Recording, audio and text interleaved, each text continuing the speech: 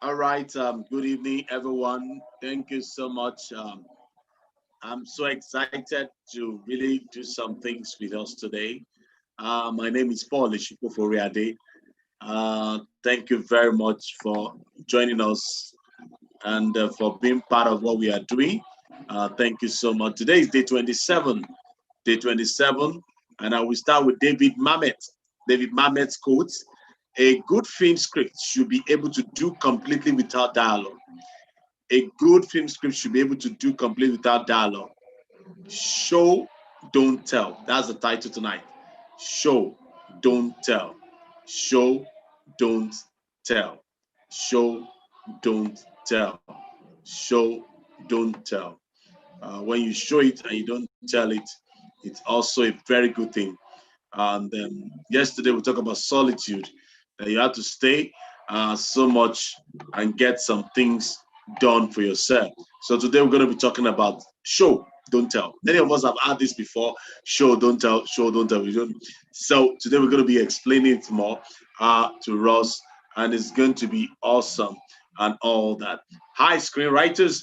Film is a visual medium in which character is revealed through behavior.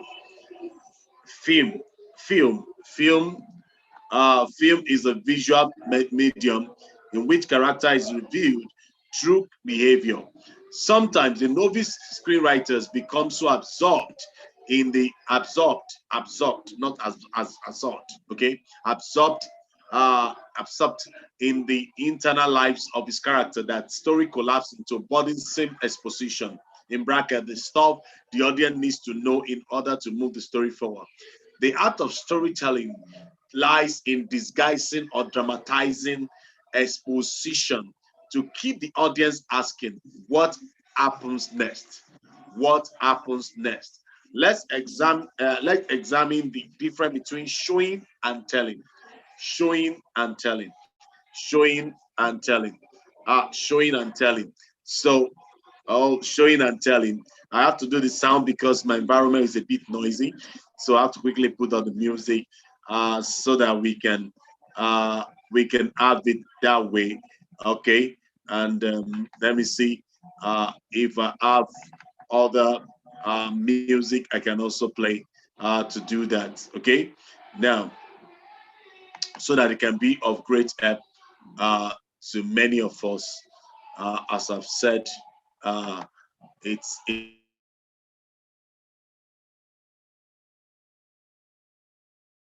something we're racing to see for ourselves what has happened and all that.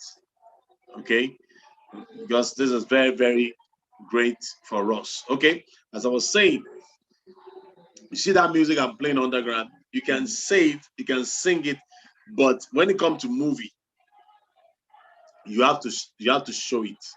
Showing is objective. It allows you to draw our own conclusion. I continue now. Showing is objective. It allows us to draw our conclusions. Do we trust that we are told? Do we trust what we are told? What we are told in everyday lives? Hell no. Why do we trust some dude we've never met just because it's filled with 120 pages his words? Telling is subjective. Subjective. Showing is objective. Telling is subjective. That is, there is an object and there is a subject. Okay. Now it suggests opinion. The audience is not interested in the writer's opinion. The audience is not what? Interested in the writer's opinion. Get it right. They are not interested in psychologizing, intellectualizing, philosophizing, or conjecture. Okay, it is not possible to tell without having some kind of agenda. It is human nature to hold a particular belief, and it's going to cloud our judgment. I've seen that several times, even in Christian film and all that. I've seen it several times. What makes story thrilling is that both sides, if you look at it, both sides of the argument are explored with equal integrity.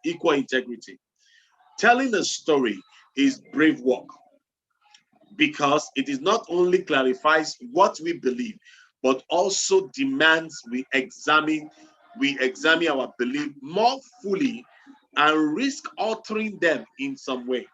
Okay, we are willing to share our personal beliefs for a deeper truth.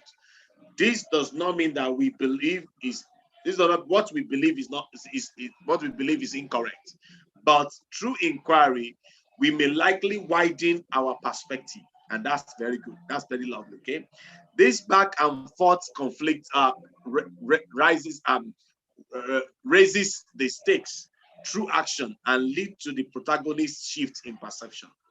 Showing showing allows the reader or audience to visceral experience, VISCERAL,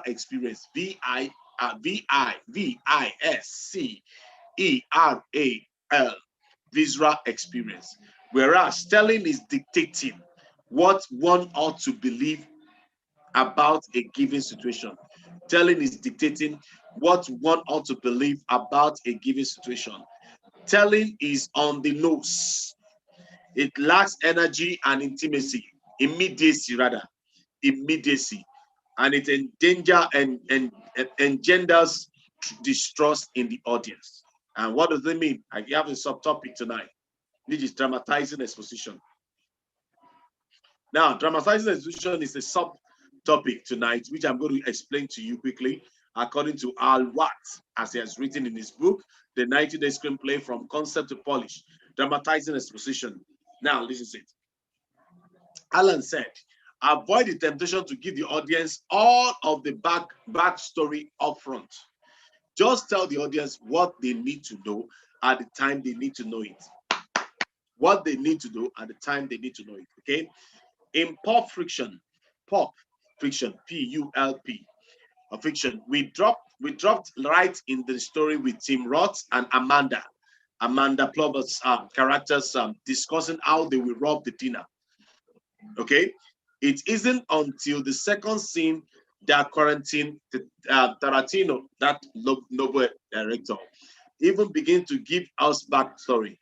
John Travolta and Samuel L. Jackson's as characters are driving to a job while discussing Travolta's recent trip to Europe and all the different names for the quarter pounder with chasing coats. Okay, who are these guys? Where are they going? They pull giant gun out of the truck and begin discussing how their boss, Marcellus Wallace, threw a guy out a four-story window for giving his wife a foot massage. This backstory information is crucial in setting up Travolta's character taking Wallace's wife. Human Thomas' character out of the town. We now understand what kind of man Wallace is, as well as the stake for Travolta in taking her out and showing her a good time.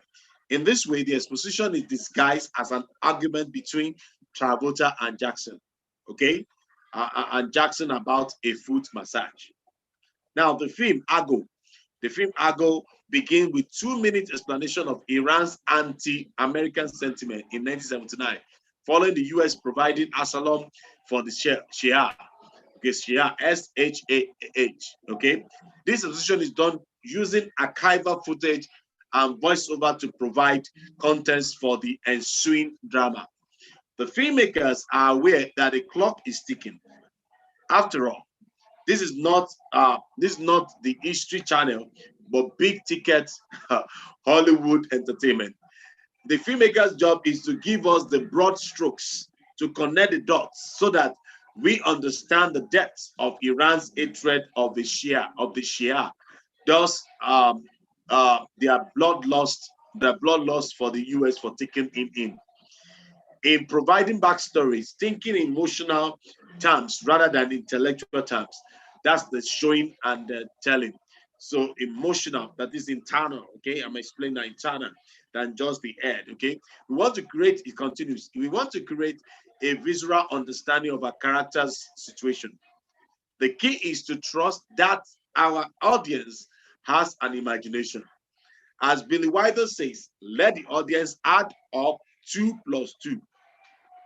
They will love you forever.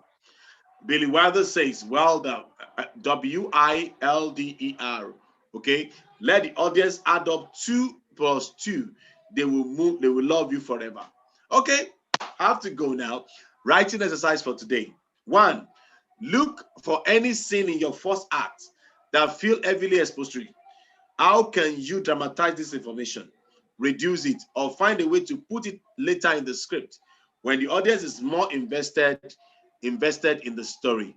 Okay, that's the only thing I will do.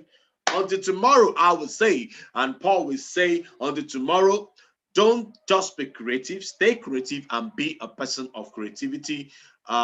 You have a wonderful, wonderful day. Blessings. Shalom. Peace. Don't forget, subscribe to this channel. Subscribe. Thank you. God bless.